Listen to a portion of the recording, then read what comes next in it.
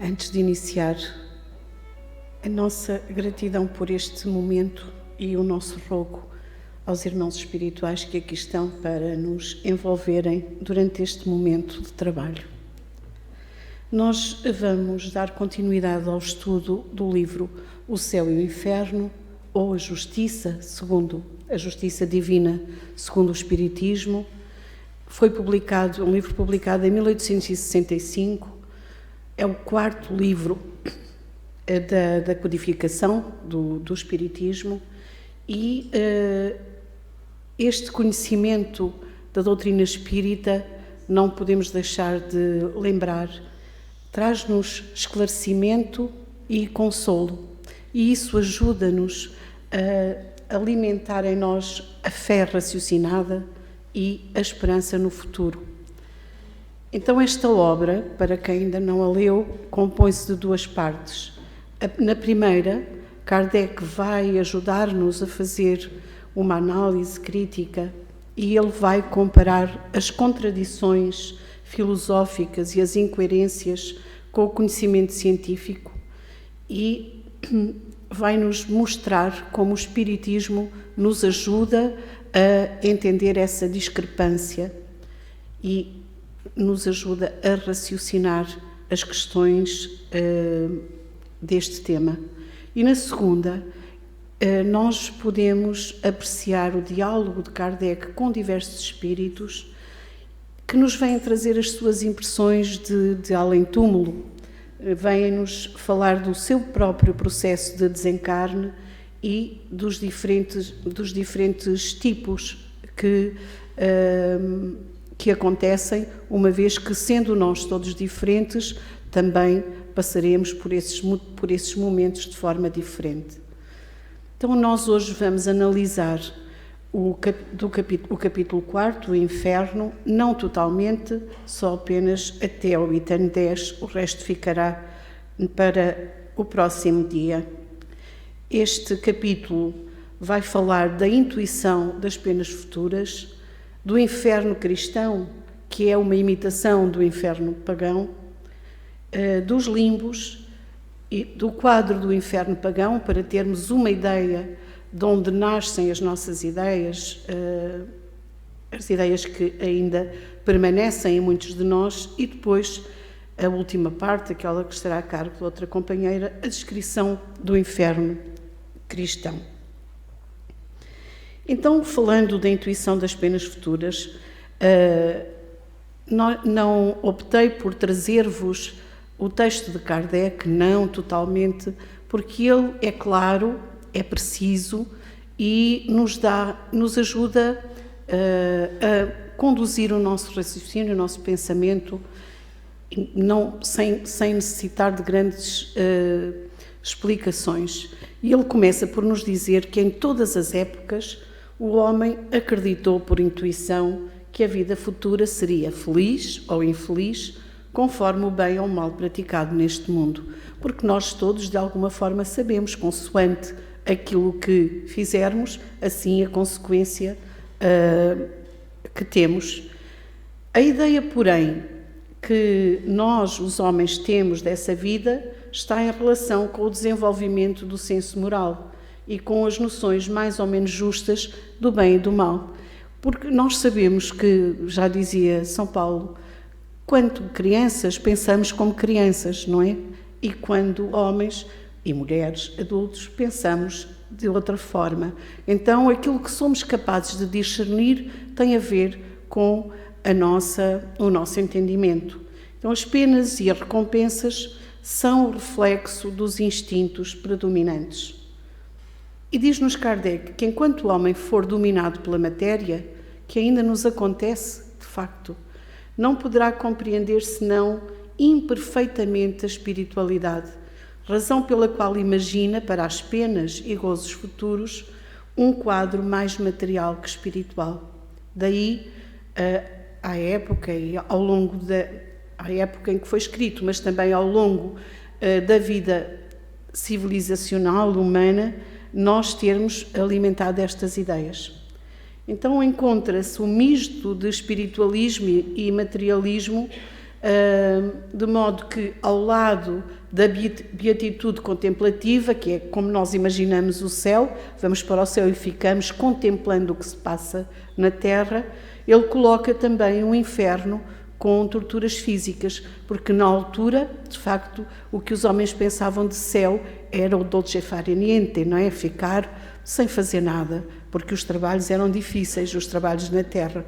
Então, este céu contemplativo colocavam-no ao lado do inferno com torturas físicas, que era aquilo que também mais afligia os homens e ainda hoje aflige. Não podendo compreender senão o que via, o homem primitivo, naturalmente, moldou o seu futuro pelo presente.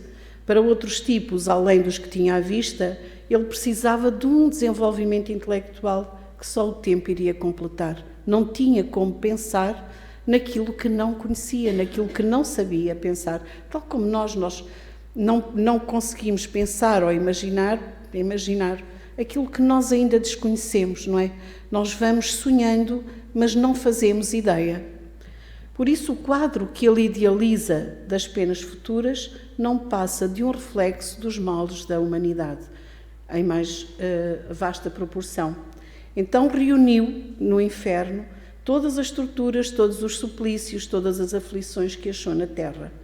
Nos climas abrasadores imaginou um inferno de fogo e nas regiões boreais um inferno de gelo.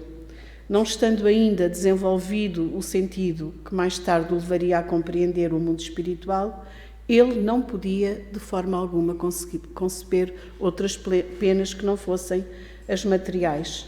E é assim que, com pequenas diferenças de forma, os infernos de todas as religiões se assemelham.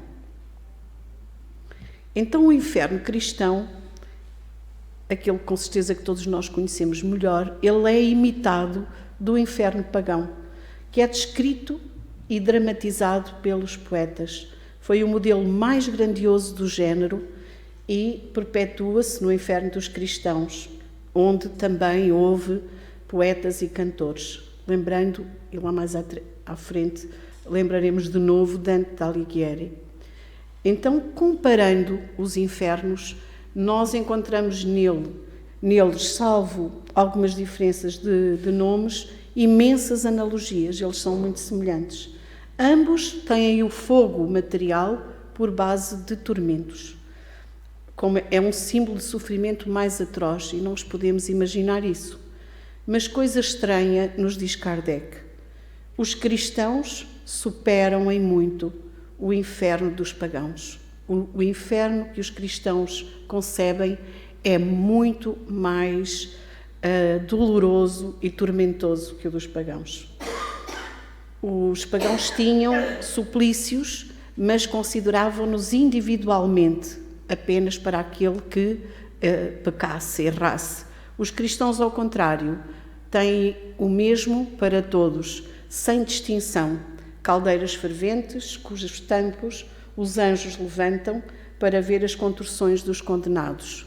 E Deus, sem a menor piedade, a lhes ouvir os gemidos por toda a eternidade, uma vez que nós sabemos quem era condenado às penas do inferno, elas eram eternas, não é?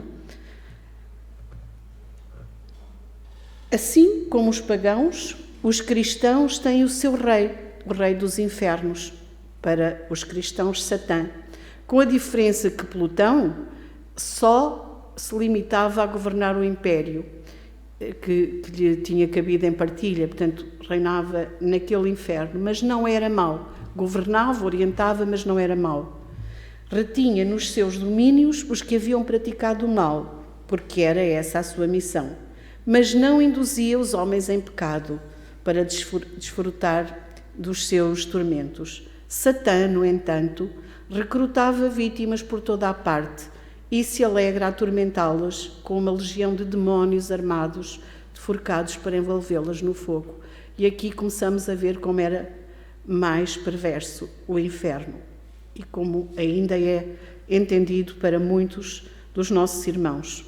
Já se tem discutido muito e seriamente sobre a natureza deste fogo, que consome eternamente e nunca desfaz os corpos, não é? Nunca consome as vítimas. Tem-se mesmo perguntado se não seria um fogo de betume. O inferno cristão, portanto, nada fica a dever ao inferno pagão.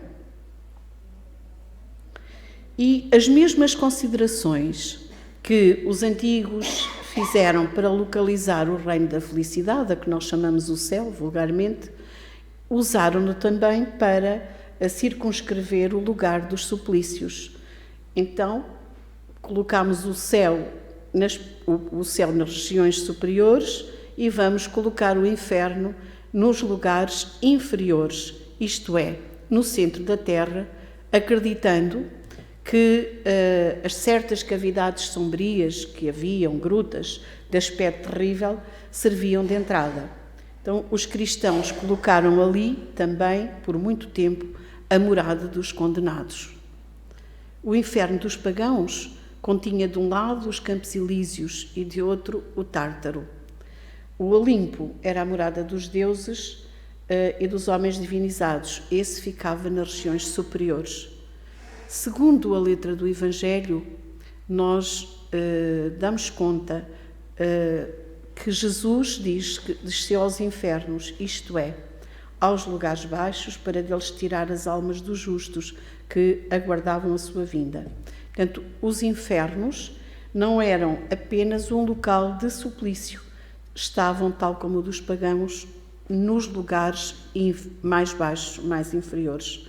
A morada dos anjos e dos santos também ficava nos lugares elevados.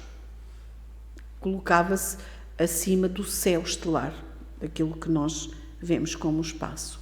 E esta mistura de ideias pagãs com as cristãs não nos deve surpreender. Jesus também, naquela altura, como nós sabemos, não podia dizer tudo, porque nós não tínhamos como o compreender, não é verdade? E ele não podia destruir estas crenças arraigadas, porque faltava ao homem os conhecimentos necessários para conceber, por exemplo, a infinitude do espaço ou a pluralidade dos mundos habitados. O que é que nós pensávamos na altura? Que a Terra era o centro do universo e não conhecíamos nem sequer a forma, pensávamos que era plana, nem a estrutura interna. Então, os homens pensavam segundo o seu ponto de vista e as noções do futuro não iam além dos seus conhecimentos. E Jesus, não querendo com a sua autoridade sancionar os preconceitos dominantes, absteve-se de retificar, deixando ao tempo essa missão. Limitou-se a falar vagamente da vida bem-aventurada e dos castigos reservados aos culpados. Nós ouvimos Jesus dizer, falar do chorar, não é, do ranger de dentes, sem se referir jamais nos seus ensinos a castigos e a suplícios corporais que para os cristãos eram um artigo da fé. Então, vemos como as ideias do inferno pagão se vão perpetuar até aos dias de hoje. Foi preciso a difusão das luzes dos tempos modernos e o desenvolvimento geral da inteligência humana para nós compreendermos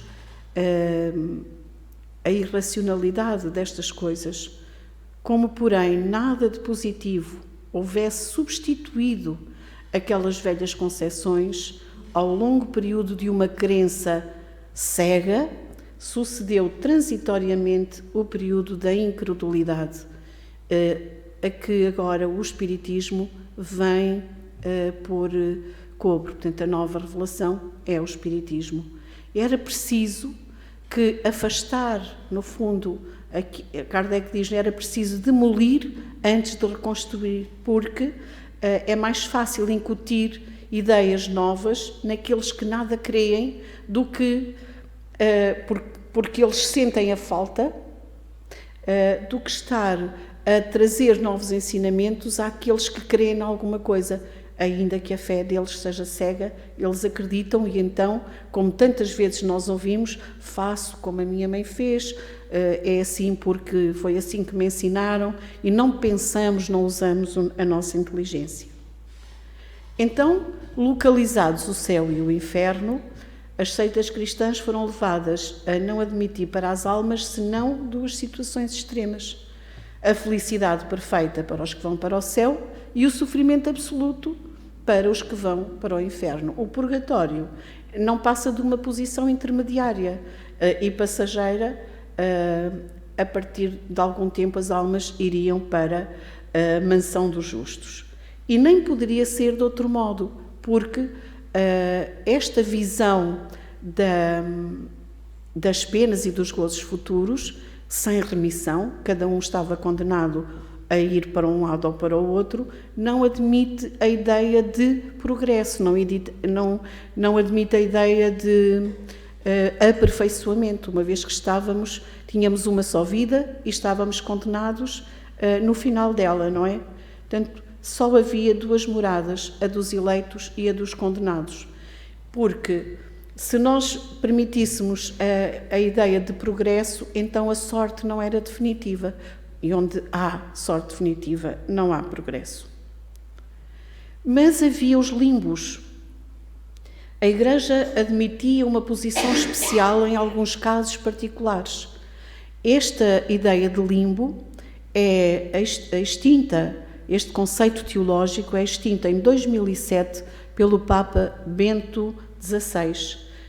Diz, no seu entender, por refletir uma visão excessivamente restritiva da salvação. E vamos compreender, as crianças falecidas em tenra idade não tiveram tempo de fazer mal algum, portanto não poderiam ser condenadas. Mas sendo crianças também não puderam fazer nenhum bem, então também não tinham direito à felicidade suprema prevista para aqueles que são bons. Então a Igreja diz que eles ficavam no limbo, que é uma situação que nunca foi definida. Aí não sofrem, mas também não gozam da bem-aventurança. A sorte deles também era fixada irrevogavelmente, isto é, no fundo, não sair dali, nada fazer, era também uma condenação a um suplício eterno e imerecido, porque quem partia pequenino não tinha como, pela sua vontade, fazer o bem ou o mal. O mesmo se dá quanto ao selvagem, que não tendo recebido a graça do batismo e as luzes da religião, peca por ignorância e entrega aos instintos naturais. Não lhe cabe também a responsabilidade. Quanto mais conhecedor, mais responsável. Portanto, aquele que não recebeu ensinamento, continua sendo ignorante, como é que podia ser responsável? Nem lhe cabia, nem o mérito.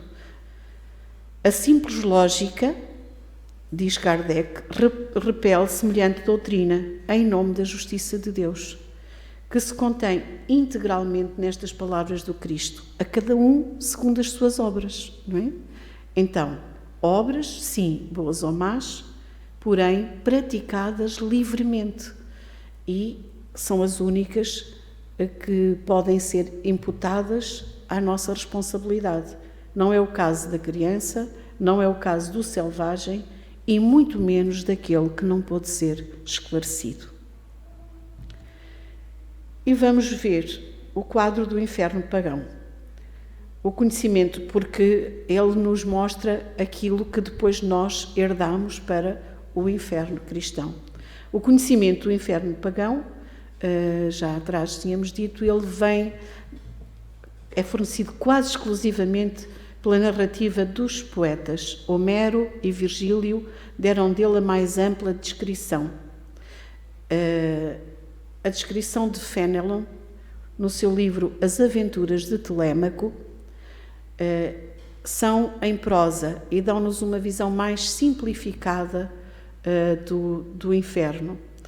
Ele, neste livro, vai descrever um aspecto lúgubre dos lugares e vai ter a preocupação de realçar o género de sofrimento dos culpados, estendendo-se bastante sobre a sorte dos maus reis, com vista à instrução de um discípulo que seria, no futuro, rei. Portanto, ele era o seu mentor, o seu tutor, e é por isso que ele escreve esta viagem de Telêmaco ao inferno.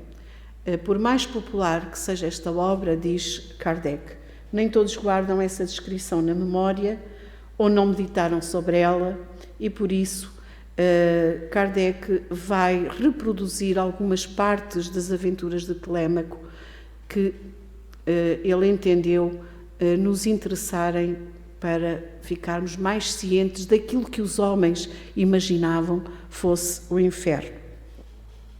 Só em termos de curiosidade, há, com tudo aquilo que se conhece, o livro Inferno, de Augusto Calais, que eu achei curioso porque ele foi traduzido para o português pelo nosso grande literato Camilo Castelo Branco, em 1871. Mas lembramos também Dante Alighieri, que na Divina Comédia, também na primeira parte, ele fala do inferno. O inferno e que ele visita pela mão do poeta Virgílio, que, como vimos, era conhecedor deste local, porque era um local material e físico assim concebido. Nas Aventuras de Telêmaco, então, que é um romance didático francês, Fenelon, que era arcebispo de Cambrai e tutor do Duque de Borgonha, vai levá-lo nesta viagem que se chama Aventuras de Telêmaco, no português também Filho de Ulisses, que foi traduzido em Portugal em 1765. E vamos agora acompanhar algumas das observações de Telêmaco nesse mundo infernal que ele visitou. Eu retiro excertos, mas para quem quiser ter mais em pormenor este conhecimento, pode ir ver. Então, ele, ao entrar, ouve os gemidos de uma sombra inconsolável. E neste aspecto, eu só realço este aspecto porque, de facto, é sombra, é o espírito e não o corpo, como nós muitas vezes entendemos no inferno cristão, são os corpos que ardem. Não, aqui é referida à sombra. E ele pergunta qual é a sua desgraça e quem foi ele na terra. Ele explica que foi rei da Babilónia, era um rei temido, todos tremiam quando ouviam o nome dele, mas um dia apaixonou-se e a mulher que ele amava envenenou. Ali estava ele, que não tinha sido também muito feliz na terra, porque só pensava nas suas paixões e em se embriagar com o poder, mas chorava como um homem pusilânime, sem energia, sem força alguma, deixando-se debilitar pelas prosperidades, desabituado de suportar resignadamente uma desgraça, habituado a vencer na terra, ali estava entregue. Tinham sido mortos, sacrificados alguns escravos que ali no inferno se encarregavam de o fazer sofrer.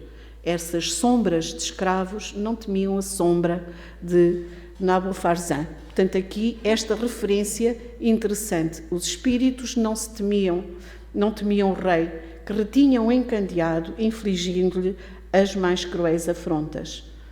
E diziam-lhe: não podes nem mesmo fazer o mal como antes. Eis-te reduzido a escravo dos teus escravos. A justiça dos deuses tarda, mas não falha. E Caronte, aquela que conduz os mortos para o inferno, dizia-lhes: arrastem-no pela corrente, levantem-no contra a vontade. Ele não terá nem mesmo o consolo de esconder sua vergonha. Então o Tártaro era negro, e saía de lá uma onda escura e uma espessa fumaça. Se na descrição pagã, não é? Se esse fumo nos atingisse, nós não sobreviveríamos. Mas Telêmaco entrou sem medo e viu primeiramente um grande número de homens que tinham vivido nas mais humildes condições e que eram punidos por haverem procurado riquezas por meio de fraudes, traições e crueldades. Claro que eu trago isto e nós podemos perceber, ele está a fazer uma descrição, não é? Nós podemos perceber que coisas aqui, ou que ações nossas na Terra nos vão infelicitar no futuro. Só para isso serve nós podermos perceber que, se recebemos consoante as nossas obras, estas obras que aqui fazemos serão para ser evitadas e para evitar sofrimento espiritual futuro. Então notou muitos ímpios hipócritas simulando amar a religião, mas que dela se tinham servido como de um belo pretexto para satisfazerem ambições e zombarem de pessoas crédulas, como isto ainda hoje é verdade, não é? Hipócritas que não se contentam em ser maus, como os demais ímpios, porém querem fazer-se passar por bons e concorrem com a sua falsa virtude para que os homens não ousem mais confiar na verdade. Quantas vezes viu pessoas comuns que se julgam pouco ou nada culpados, mas que a vingança dos deuses persegue impiedosamente. Os ingratos, os mentirosos, os aduladores que louvaram o vício, os críticos perversos que procuram manchar a mais pura virtude. Enfim, aqueles que, julgando temerariamente as coisas sem as conhecer a fundo, quantas vezes nós fazemos isto, prejudicam por isso a reputação dos inocentes. Portanto, trouxe só isto para nós percebermos quais são as coisas que em nós nos causam, no futuro, infelicidade. Mas há alguém que diz: nunca fiz mal algum, todo o meu prazer consistia em praticar o bem. Fui sempre generoso, liberal, justo e compassivo. De que podem, pois, censurar-me? Minos então lhe disse: este era um filósofo perante 3 juízes. Não te fazemos nenhuma acusação quanto aos homens, porém não devias menos a eles do que aos deuses. Para com os homens, que nada são, não faltaste jamais a qualquer dever. Foste virtuoso, é certo, mas só atribuíste essa virtude a ti próprio e não aos deuses. Aqueles de nós que somos orgulhosos e pensamos que tudo o que temos, tudo o que somos, a nós mesmos devemos. Não pensamos que Deus é o nosso Pai, que vela por nós a toda a hora. E, caindo nele, ele diz: ó insensato, não conheci, pois, nem os deuses, nem os homens, nem a mim mesmo. Não porque jamais amei o verdadeiro e o único bem. A minha sabedoria não passava de loucura. A minha virtude não era mais que o orgulho impiedoso e cego. Finalmente, Telêmaco avistou reis condenados por abuso de poder. De um lado, vingadora fúria, apresentava-lhes um espelho que lhes mostrava toda a monstruosidade dos seus vícios. E este espelho é como a nossa consciência. Funciona a nossa consciência. Aí viam, sem poder desviar os olhos, a vaidade, a crueldade, a insensibilidade, o temor da verdade, a predileção pelos covardes e bajuladores, a falta de aplicação, a inércia, a indolência, a desconfiança, o fausto e a magnificência, enquanto os povos viviam na maior pobreza, a ambição de glórias vãs à custa do sangue dos seus irmãos, a crueldade, enfim, entregues a todos os caprichos de certos escravos, os quais, por sua vez, lhes faziam provar a mais cruel servidão. Humilhados dolorosamente, não lhes resta esperança alguma de modificar ou abrandar o cativeiro. Escravos transformados em verdugos, aqueles que um dia foram por eles escravizados eram agora os seus verdugos. Telêmaco, já a acabar, viu pálidos semblantes, hediondos e consternados, terrível tristeza que consome estes criminosos horrorizados de si próprios, sem poderem dela desligar-se como da própria natureza. Não precisam de outro castigo às suas faltas, senão as mesmas faltas. Quantas vezes somos nós, de facto, aqueles que erramos e aqueles que trazemos para nós próprios, com os nossos erros, os nossos próprios sofrimentos? Somos mesmo, não é? E tal era o desespero que estes, já mortos, invocavam uma morte capaz de extinguir a consciência. A verdade que temem ver-lhes constitui-lhe o suplício.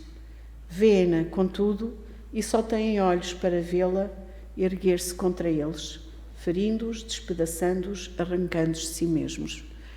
A nossa consciência, nela estão inscritas as leis de Deus. Estas leis que nós ainda não compreendemos a necessidade de cumprir, mas que já conhecemos e que um dia, todos nós, pela falta do seu cumprimento, sofreremos também.